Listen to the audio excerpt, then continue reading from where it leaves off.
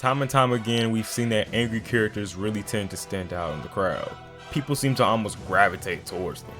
It's just something so captivating about seeing this angry guy beat the living crap out of people. Great examples of this being the Hulk, Broly, and the subjects of today's video, Kratos from God of War and Asura from Asura's Wrath. These two characters on the surface level have a lot in common, both being characters who lost their families due to the manipulation of a god that they trusted, and as a result has years worth of rage to fuel them. That and the fact that they both seem to just refuse to die in their own respective series. Due to similarities such as these, Asura and Kratos have been pitted against each other in versus battles for years now. The question of who wins between these two angry deities has always been an interesting topic to me, at least on the surface. In this video, I plan on figuring out just who wins between gaming's two angriest fathers. Without further ado, let's get into it. Okay, before I get into Asura, I'm gonna have to explain what mantra is and the Karma Fortress. Mantra is basically a supernatural source of energy that is generated by the power of emotions and prayer. It serves as the source of a demigod's power, a demigod being someone that's capable of using a mantra.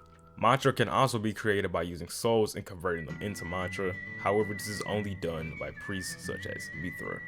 Mantra itself is split into 9 different affinities that each demigod represents, these being pride, melancholy, violence, lust, vanity, greed, sloth, and of course, wrath. These gods tap into these specific affinities based on the mantra reactors within them that stores mantra and keeps them alive.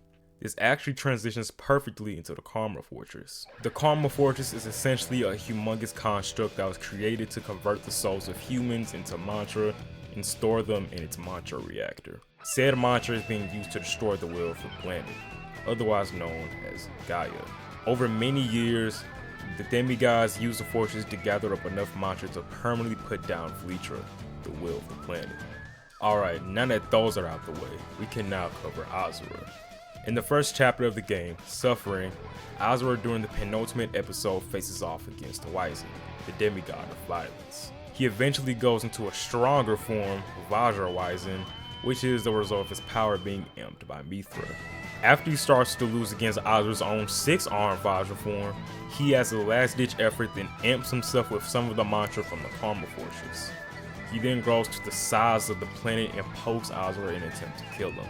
This poke is actually pretty nuts, as the kinetic energy produced by this poke was calculated at 701.6896032353 zetatons, meaning that Wyzen has planetary AP. Not only did Asura catch his finger, but he also destroyed this form of Wyzen. To do this, Asura had to produce 9.90015654875 ronatons. Or in less nerdy terms, this is a large planetary level feat. An interesting statement made by August is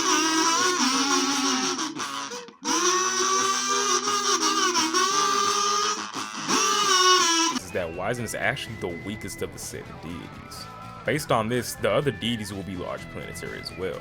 For anyone that wants to be weirdly skeptical about it, everyone doesn't disagree with August and is instead lamenting over the fact that he wasted precious mantra.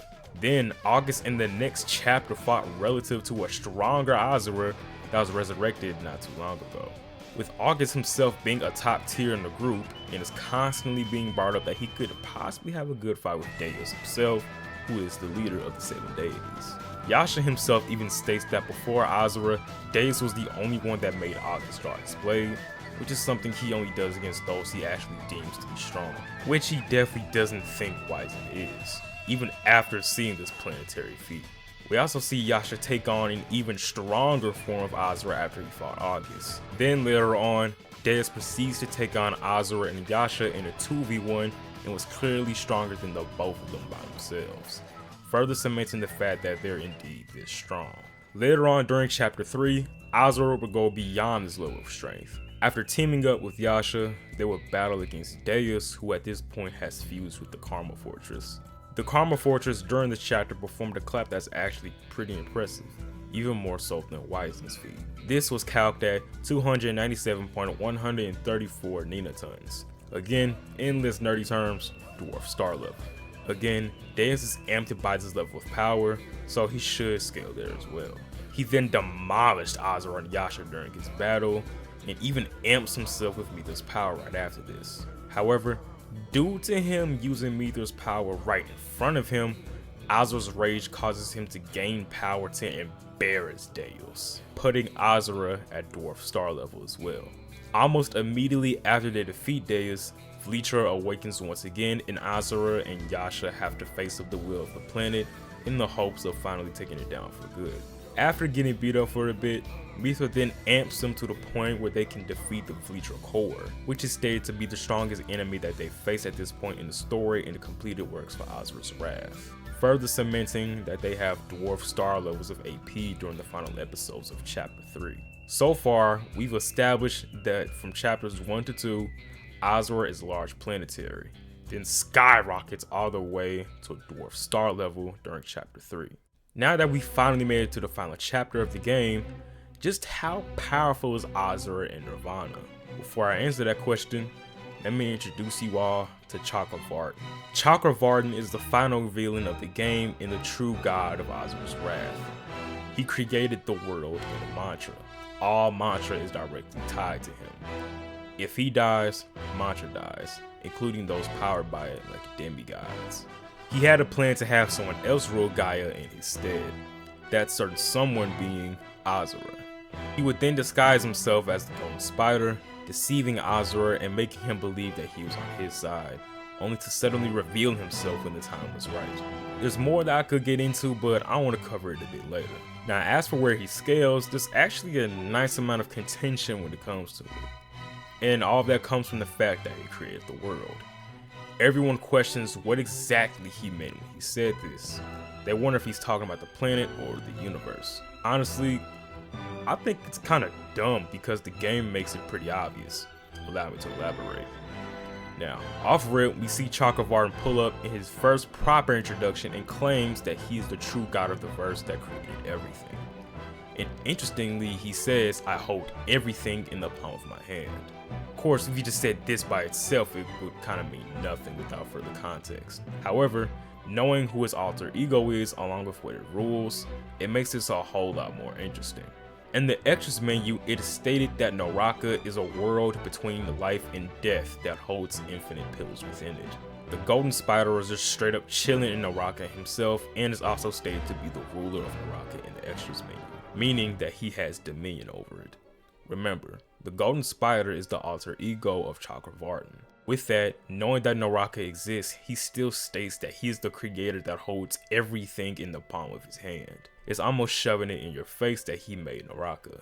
Also confirming that he made everything outside of just Gaia.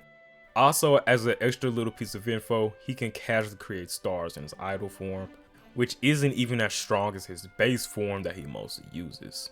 And it's just automatically weaker than his true form.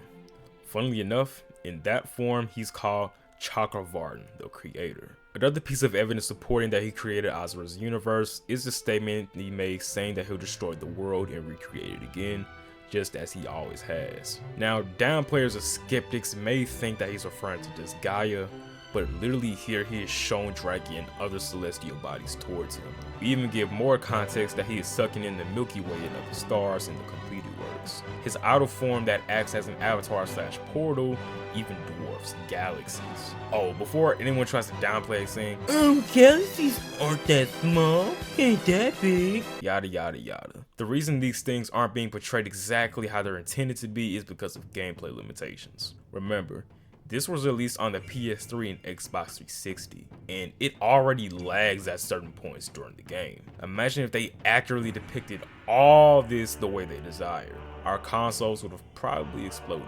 And on top of that, displaying these kinds of things on screen at all times would be incredibly difficult for a developer to do.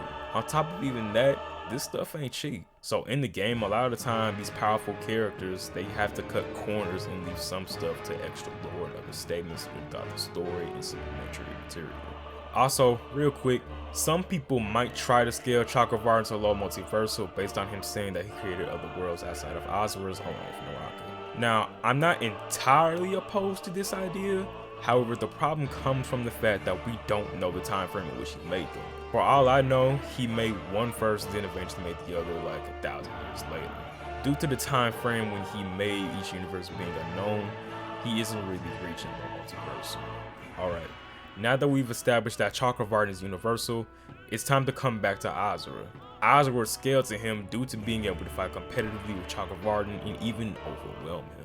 He eventually grew strong enough to the point where his base form became powerful enough to decimate him. Not even base Vajra, base Asura dominated Chakravartin, making Asura universal as well. When it comes to speed, Asura has a pretty impressive feat in his destructive form that his mantra form and later on his base form would scale above. He's actually able to react to the idol Chakravartin's laser, which is shown to travel at 1.4 quadrillion times the speed of light, making Asura and Chakravartin pretty fast. Now there is a meta claiming that Asura has infinite speed for climbing out of Naraka. However, here's the problem with that. He isn't shown crossing the entirety of Naraka. If he did, then yeah, that's blatantly an infinite speed feat. However, here that just isn't the case. In order for him to actually qualify for infinite speed, he'd have to cross the entire realm.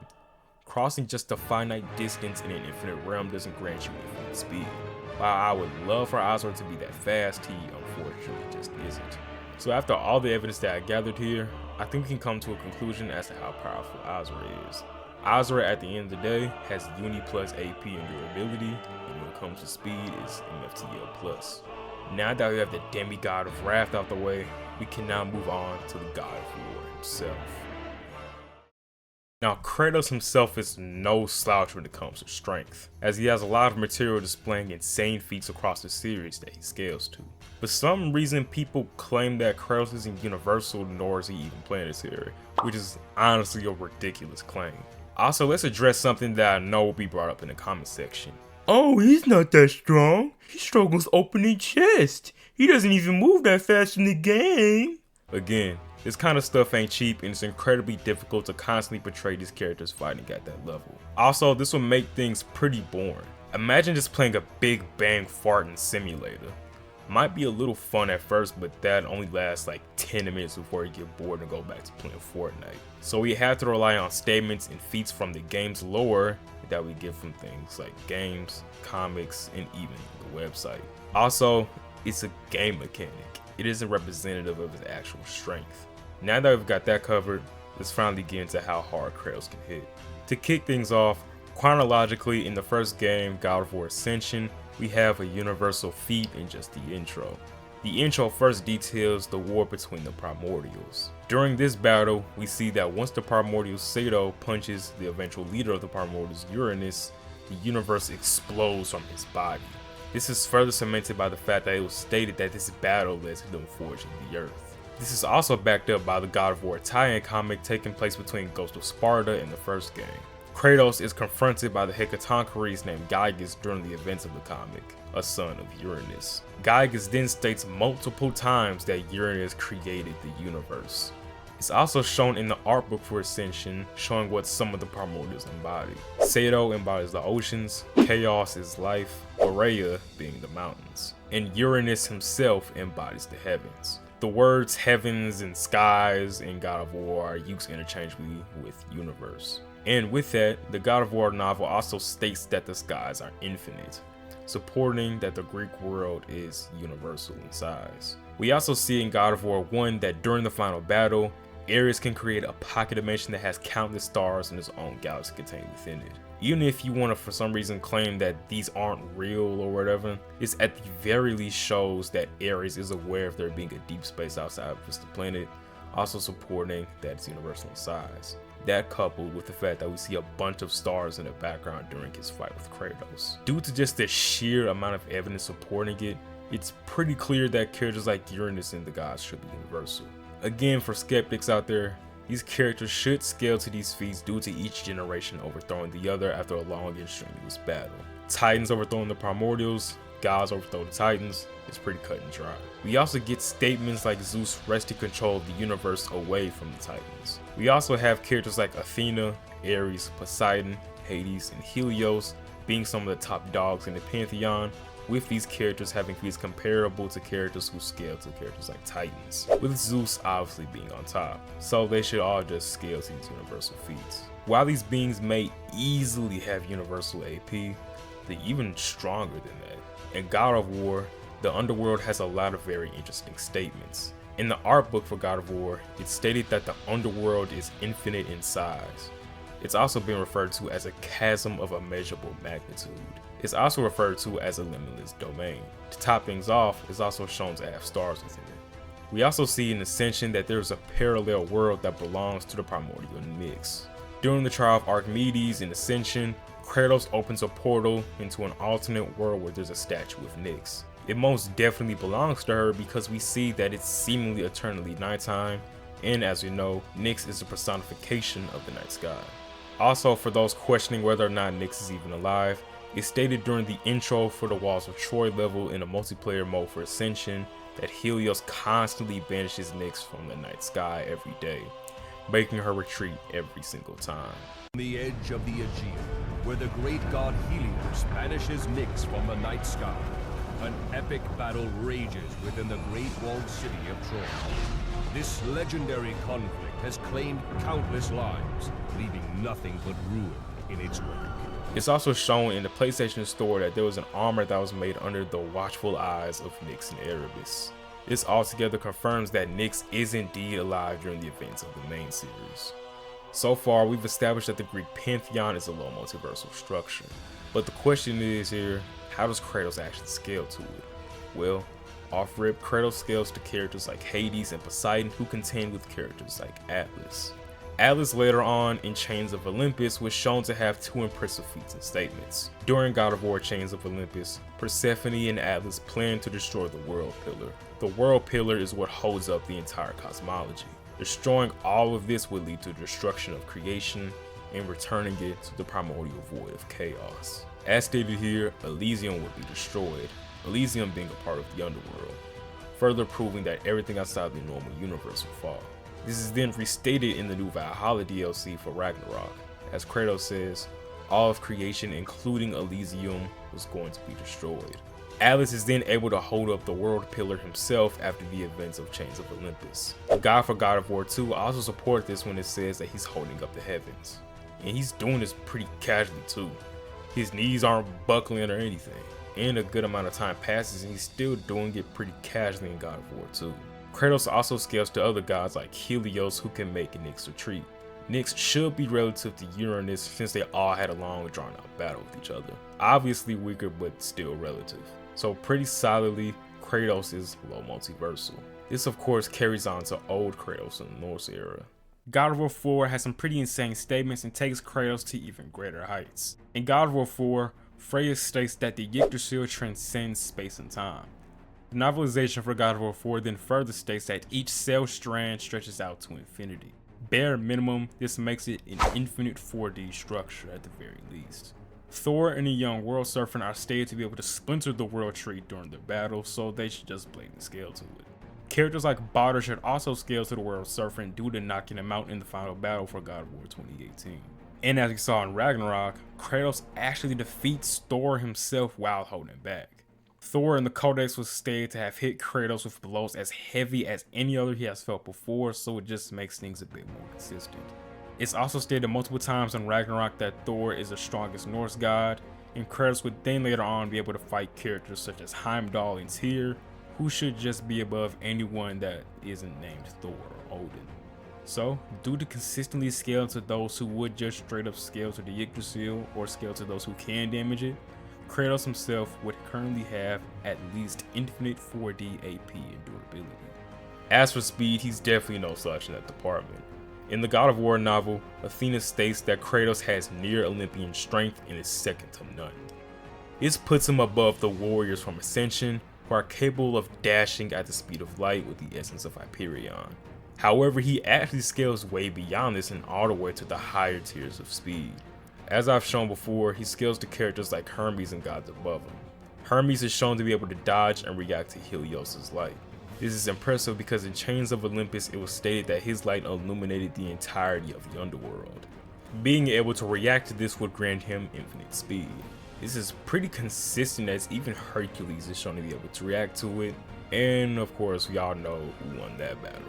Also in the God of War 2 novel, there's an infinite speed feat performed by Atropos, and of course Kratos is just blatantly above Atropos in God of War 2, making it pretty consistent that these characters at least have infinite speed. Things can actually be taken a step further as these characters even have inaccessible speed feats. In God of War Ascension, the Primordials were able to fight in the void before time was even created. Remember, Kronos wasn't even born yet, so the concept of time just wasn't even a thing. They were just throwing hands before time was a thought. This is also supported by characters like Skull and Hati being able to start their chase while time was being stopped, Odin being the one that sent them on their chase in the first place. We also have other characters being able to notice that Skull and Hati are running multiple times throughout the game, so of course everyone else should scale to it. These characters, including Kratos, should have inaccessible speed. The final tier that they can be scaled to is immeasurable speed. As I've said before, the Yggdrasil transcends space and time. This would apply to the void that it resides in as well.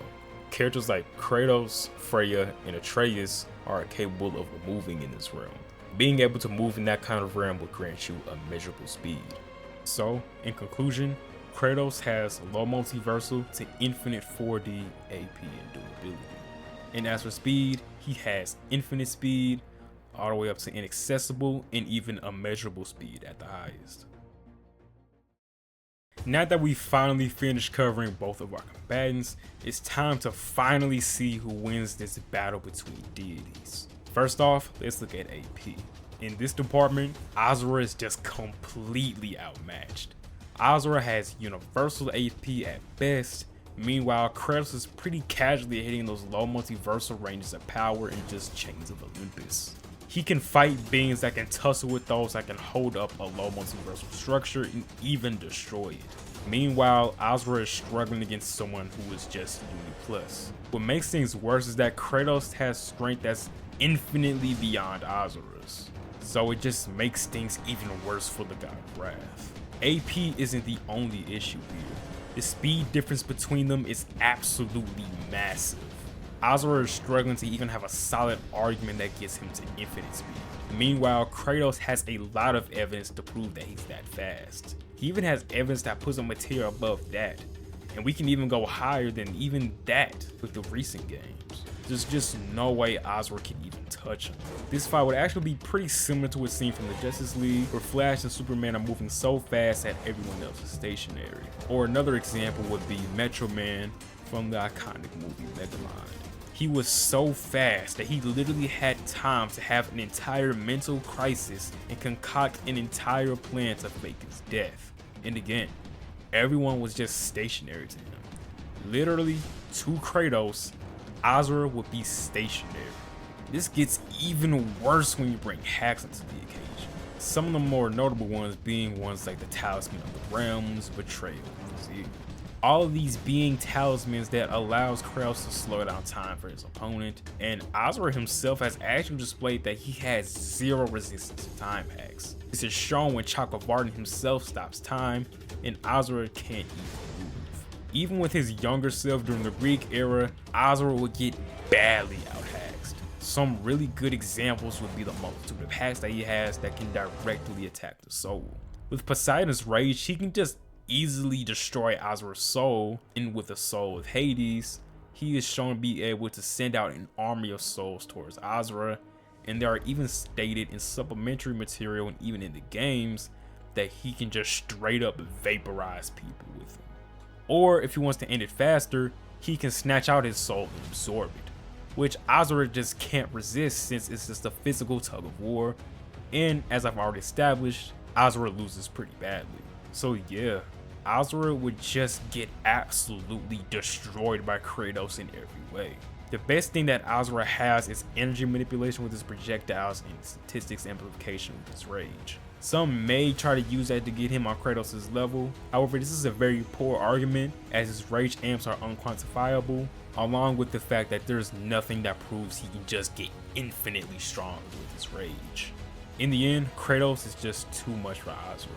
He's too strong, too fast, and way too hacked. So, In conclusion, this battle isn't even close. The God of War comes out on top in this battle of gods. Well, that's the end of the video, y'all. I can't thank y'all enough for watching. So, do y'all want me to do another versus battle in the future? If so, let me know in the comments below. Also, be sure to follow me on Twitter to get more updates on the status of videos on my channel. And for those wondering, yes, I'm still working on my Medaka boxing series videos. I promise y'all that I will have these videos at some point during this year, and I will try my best to upload more. I'm also going to be making an announcement about the future of the channel once I'm done with those videos. Until then, I'll catch y'all later. Peace.